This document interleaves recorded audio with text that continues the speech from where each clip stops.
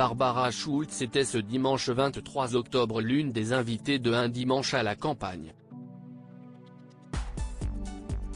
La nouvelle émission de France 2 présentée par Frédéric Lopez.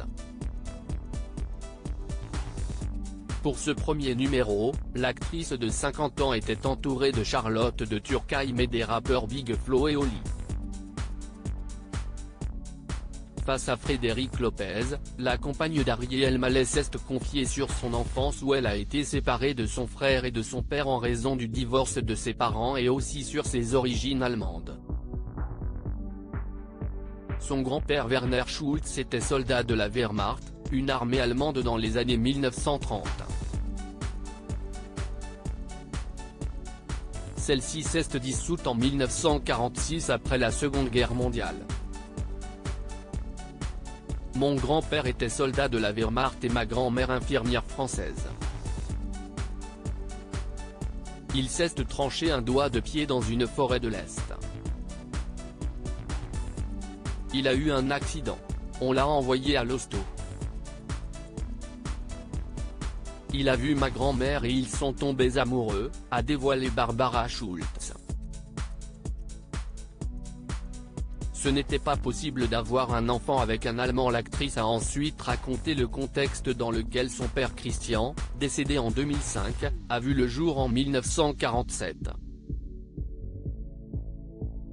Elle, sa grand-mère Marguerite, a accouché dans une maison clandestine. Mon père est né.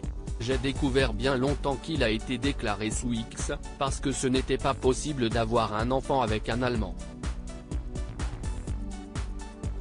Et après la guerre, les prisonniers allemands avaient le choix entre rentrer ou rester, et devenir des travailleurs libres. Et mon grand-père, ils se sont mariés et ont eu un autre enfant.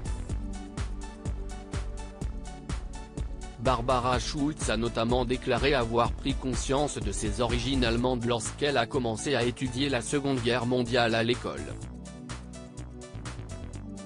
J'ai dit, mais, papy, t'es allemand ? S'est-elle souvenue. Si la comédienne a su finalement s'y faire à ses origines allemandes, ce fut en revanche plus compliqué pour son père. Quand il était petit à l'école, il y avait des parents qui arrachaient les autres enfants en lui disant « Ne lui parle pas, le fils du Boche ».